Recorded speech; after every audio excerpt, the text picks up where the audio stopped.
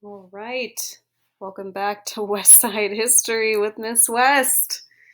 So, this is just going to be a review presentation. I've already discussed this with my AP Gov class and my US History class, but if in case you need a little bit of a review, here it goes. So, we're going to review the primary process, which is the first step in a four-step process to become the President of the United States. So, here we go. We are currently in the middle of a primary process.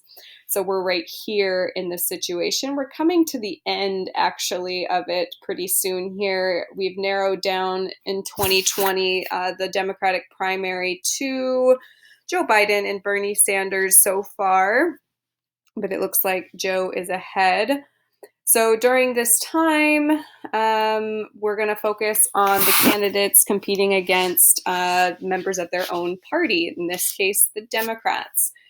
So that is step one, primaries, and that's what we will review today. Step two, the primaries kind of end in a convention. I like to call it the party of the parties or party for the parties. This is where the candidate that wins the primary nomination goes on stage, makes a big speech, usually announces their vice presidential candidate, and then this is also when committees are formed to write the party platform for the next 4 years. So basically, they write down what the party stands for. In this case, it'll be the Democratic Party stands for the next 4 years. Then we get to the general election, which is where the people cast their vote between the two candidates that are running. In this case, whoever wins, possibly Joe Biden against Donald Trump, who is the incumbent president of the United States. So that happens in November. We fill out a little ballot that looks something like that. People cast their ballot, but we'll practice social distancing. So these people will be 6 feet apart. And then we move on to the Electoral College, and that will be my next presentation. So in case you're still confused about the Electoral College, that's where we'll jump into the Electoral College in my next presentation. But for now, let's focus on the primaries. Here we go. So this is an example of a linkage institution. So my AP government class, this is something you definitely need to know. It's just an organization that allows individuals to communicate their preferences to policymakers. So what better way to do that than to vote in an election? That's a very key way to indicate your preference to policymakers, that you either like them or not. So again, we're focusing on an election, which in this case is primaries. In the next presentation, it will be the general election and electoral college. But again, elections are a way. The other three ways are listed there: media, interest groups, and parties. We've already talked about media and AP Gov, but we will also be talking about parties and interest groups coming up. So linkage institution, something that links the people to their government. Okay, how did we get here? So there is a little bit of a history that I'm going to review, and I think it's kind of important because we didn't always have the opportunity to choose who our presidential candidate was going to be. It was typically selected by what we call party bosses. So the people in charge or that have money would negotiate the nominees. It wouldn't be delegates necessarily. So there was a lot of corruption in the 1800s with regard to who the presidential candidate would be. It wasn't until the 1900s where reform was falling in and out of style, and there was a Great Depression, 2 world wars, right, that there seemed to be some grasp on the initial primary system and how we were going to elect our president, but the first primary actually didn't start until 1901. In 1968 is when it really came to a head. So in 1968, the Democratic National Committee was a mess. There were a few candidates. This is also a year of a lot of violence. This is the year Martin Luther King was assassinated and Robert F. Kennedy was assassinated. There was a lot of violence and uncertainty at this time. So if you think it's a mess now and it's uncertain now, it was definitely the same in 1968 with regard to politics. So McCarthy was the anti-war Democrat that was wanting to take the place of LBJ, Lyndon B. Johnson, the Democrat at the time, especially after the Democrat Robert Kennedy was assassinated. So McCarthy, again, was the anti-war Democrat, and he was going up against Humphrey. So Humphrey was kind of the pro-LBJ Democrat. I'm not sure. I probably mistook that. McCarthy was the anti-war Democrat, and Humphrey was the pro-LBJ Democrat who's supposed to take the place of Lyndon B. Johnson after he steps down. So Humphrey was nominated, even though 80% of the voters after the Kennedy assassination happened voted for the anti-war Democrat. So, I mean, there was just a lot of uncertainty about who it was supposed to be. There was also a lot of speculation that Humphrey was in cahoots with some party bosses, right? These guys over here, some people that were basically negotiating to get him elected. So protest ensued as a result. There was a lot of young student protesters at the time. The National Mobilization Committee to End the War in Vietnam was one group of young people. Also, the Youth International Party, also known as the Yippies, were also concentrated in Chicago at the time. And it was a full-blown riot. You can see here some of the violence and uncertainty that was happening at the time. So the DNC finally realized, the Democratic National Committee finally realized, okay, we should probably do something about this. So these guys got together, McGovern and Fraser, and they started a commission to change the primary system. He basically said, okay, we got to get rid of these bosses. We got to get rid of these high-ranking politicians. We should make sure the delegates are more representative of the people, and we should make sure that there's more uniformity to the primary process so that people have more transparency of what's going on. This isn't a total reality, I should say. They did get rid of this idea of like secret bosses, but there are some not so secret bosses. We call them super delegates, and we'll talk about that in a moment. All right, so just a quick difference between a primary and a general election. A lot of people that don't know about this system get confused as to why we're voting in March when we're supposed to be voting for president in November. So the primary, again, is the first round of elections. The primaries is a first round of elections, and it's members of parties competing against members of their own party. So Democrats against Democrats, Republicans against Republicans. So this is the example of the 2016 primary. I know I still need to update this. It just hasn't been at the forefront of my mind. I apologize. So who do the candidates need to appeal to in these elections? Well, they need to appeal to members of the far left or far right. So they need to get out the most, I guess far left is probably the wrong way to put it, but at least they need to appeal to the most Democrats or the most Republicans. And in this case, in 2016, Hillary Clinton appealed to the most Democrats. The most Democrats turned out to vote for her in 2016.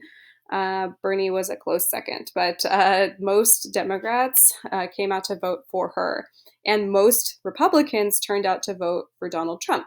So that's the primary system, right? They're competing against each other. They're competing against their own party and trying to find the most voters in their party. So then they compete against each other in the general election. That's where Republicans and Democrats compete. And who do they need to appeal to in the general? Well, they need to get those people in the center, the more moderate voters. In the primary, Hillary Clinton tried to appeal to the most Democrats. Now she needs to get those people in the middle. And Trump appealed to the most outspoken Republicans. And now he's got to try to get those people in the middle, right? So that's the difference between the primary and the general election. Now, just to make it super confusing, there's two types of primaries. There's what we call a primary, of course, and a caucus. So there's two types of primaries. There's an open primary, where voters may vote in any party primary regardless of their own party affiliation. So you can cast a paper ballot. That's what a primary generally is. You just cast a ballot. In an open primary, you can, if you're an independent, you can vote for either a Republican or a Democrat. You can pick either ballot. That's what they do in California. If you are not a registered Democrat, if you are non-affiliated or independent, you can pick a Democratic ballot. In most Republican primaries, however, it's a closed primary. So a closed primary means that you can only vote for your party's primary. If you're registered in another primary, you can't vote for that party. It kind of encourages party loyalty. So if you are a Republican, you can only vote for in the Republican primary. If you're a registered Republican, you cannot vote in the Democratic primary. It's to, again, encourage party loyalty, but it discourages independent or moderate voters from voting in a primary.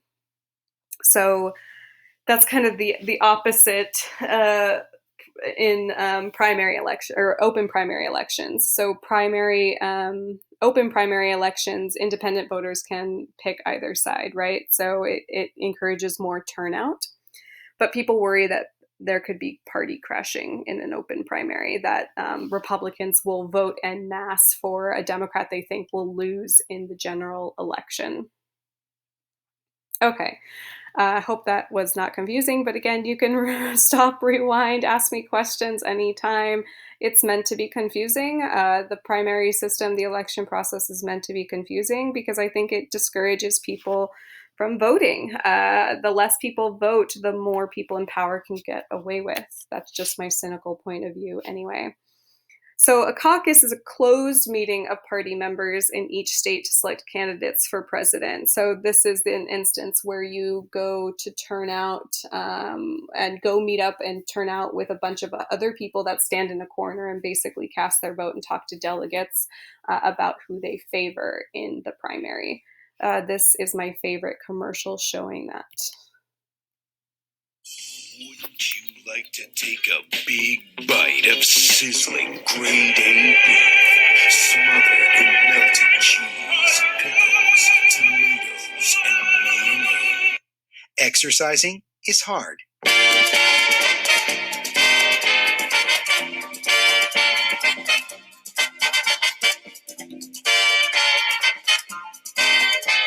Dancing is hard.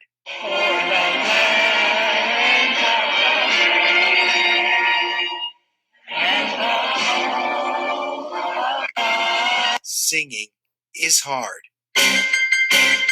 Caucusing is easy. Okay, you want to put Hillary in the White House? First, you have to caucus. It's not only important. Caucusing is easy. Here's how you do it. First off, just about anyone can caucus. You don't have to be registered or even be a Democrat. You can register at the caucus that night. As long as you're at least my age, 18, or will be by November of next year. So now that we got that out of the way, just remember these few simple steps. First, circle the calendar for January 3rd.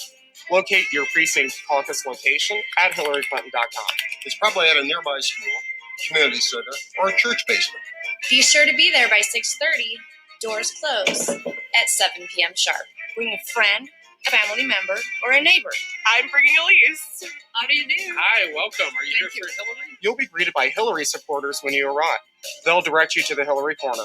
It'll be the one with the Hillary signs. Then stand there. 1, 2, 5, 8, and be counted. Or, if you prefer, 16, 24. 62. Sit there and be counted. Then stick around. It usually takes about an hour. We have 79 for Hillary Clinton. The person in charge will tell you when it's over. It's usually over early enough to get back to your favorite TV show. Then go home. And tell everyone, I just made history. History. And voted for the next president President.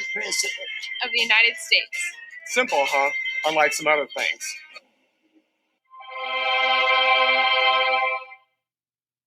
Knitting is hard, but caucusing is easy. Being married is hard.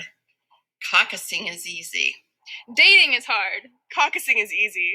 Playing bridge is hard. It cracks me up every time that it cuts out there. I don't know why. Okay. So the thing I like to point out here about caucusing is it doesn't seem that easy to me, especially if you're antisocial like me. But yeah, most of the people advocating for caucusing in this commercial are a little bit older, and older people tend to have a little bit more free time, so they're available to show up at 6:30 and the doors closing at 7, right? Or young people who maybe have a more flexible schedule. But if you are have a family and can't find a babysitter or anything, it might be harder to show up in such a restricted time to cast your vote. Some caucuses are more flexible, but again, you have basically a one-time shot to cast your vote. So primaries are way more common. There's only a few states that actually caucus. Iowa is the first caucus, and New Hampshire is the first primary. They like to they like to be first. It's in their like state law to be first, and somehow we've just let that happen. This is called front loading. Front loading is the idea that states like to move up their primary date in order to influence the nomination. California actually did this in the last, what has it been, 4 years? So California voted in June, the June primary in 2016, and this year we voted in March on Super Tuesday. So yep, that's the types of primaries. There's also, this next video I'm going to show you is going to show you a little bit more about Super Tuesday and the impact of that. But Super Tuesday, again, is an example of front loading, trying to be one of the first states so you could influence the nomination. This year was really weird because Buttigieg won Iowa. Then he dropped out after Nevada, I think, or after South Carolina to support Biden. And then Bernie did win New Hampshire and he won Nevada, and then Biden won South Carolina. So it was kind of a weird year. Usually the expression is Iowa picks corn and New Hampshire picks presidents. And I guess we still will see if New Hampshire had it right this year. But Iowa has not gotten it right. Sorry, Iowa. All right. Here's the next video that gives you a little bit more detail about the primary process.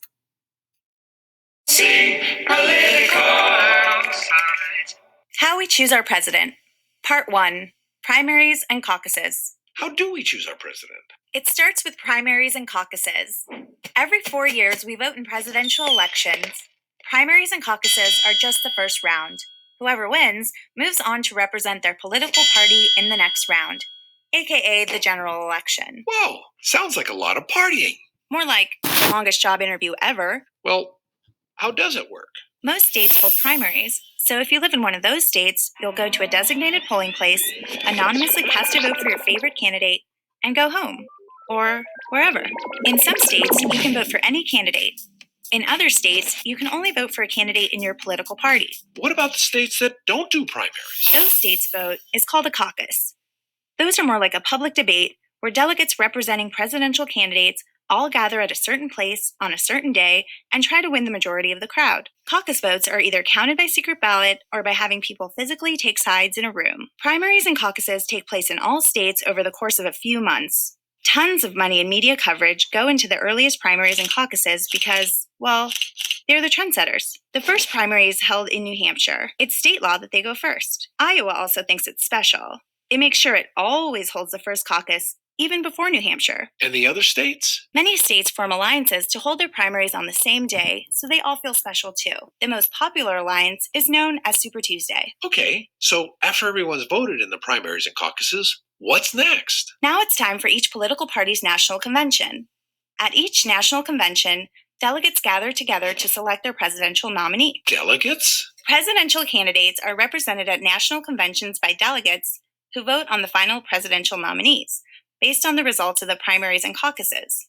VIP members of the party are called superdelegates. These superdelegates can vote for whoever they want to be their presidential nominee. After the national conventions, it's finally time for Americans to vote on the same day in November to decide which presidential nominee we want to hire as President of the United States. All right. I like to just point out this last part about delegates, right? Because your vote isn't direct. Yes, that you get to cast a vote, but that vote goes towards the national convention where they elect these people. These people, called delegates, cast your vote, right? So for every something like 700,000 votes in California, you get one of these people to cast your vote. Well, that's not exactly true, but something like that. But the point is that your vote is not direct; it's indirect. And then there's this other guy, a super delegate. So let's get into that. So Like I said, voting in a primary election is indirect. Yes, you cast a vote. You vote. You vote for Bernie, right? But you're actually voting for delegates to go to the national convention in June and pledge for your candidate. They're called pledged delegates. All right. So Democrats in California cast a vote for Bernie. That happened in 2020 this year. The number of ballots in California that are counted for Bernie earn him delegates, a proportion of the delegates from California. And those delegates cast a vote at the Democratic National Convention at the DNC for Bernie. In 2016, he did not get the most delegates, and Hillary Clinton did. So this was her big party. I love these gifs of Bill Clinton throwing balloons in the air. He looks like a child. So that's what it kind of looks like. So this is from 2016. But this is how many delegates California gets for the 38.8 million people or so that vote. Well, actually, that many people don't vote, but for however many people vote in the primary, they get 405 delegates that get to go to the national convention. A proportion of those would go to Bernie, and a proportion would go to Hillary Clinton. So those are the pledged delegate numbers, right? That's based on what the people vote for. But we have the sneaky little number over here, and that was the guy in the cape in the video, which are called unpledged delegates. So pledged delegates vote based on your vote, but unpledged delegates get to vote for whoever they want. So 406 votes are based on what you want, but 71 votes are of people who get to pick whoever they want. So when I talked about bosses earlier, that party bosses actually got to choose who the presidential nominee were. This is kind of, sort of, a little bit similar to that. That super delegates get to vote for whoever they want. It really only turns out to be about 12 to 15% of the overall count, but that can make a really big difference in close elections. And that's what happened to Hillary Clinton in 2008. So in 2008, in the primary election, Clinton ran against Obama. And she actually, if you'll look down here at the popular vote percentage or total number, she got 48% of the vote, just slightly above Barack Obama. So it was quite contested. It was very close. So she technically won the popular vote, and you would think that that would win her the election. But remember, this about 15% of unpledged delegates earned Barack Obama the delegate count. So he actually got 2,285 and a half. I'm still curious about what that means. If anyone knows, please leave me a comment. But yeah, that actually meant she lost because he earned the super delegate count. And we all know and love Obama, but he technically won based on super delegates. So that's the little soul-crushing moment in democracy. If you really think about it, again, it's only about 15% of the overall decision-making, but this is just an example of how our government does take power out of our hands just a little bit. I like this cartoon. Faster than a primary election, more powerful than a caucus, able to dictate a nominee no matter who got the most votes, super delegates. These only happen in the Democratic primary.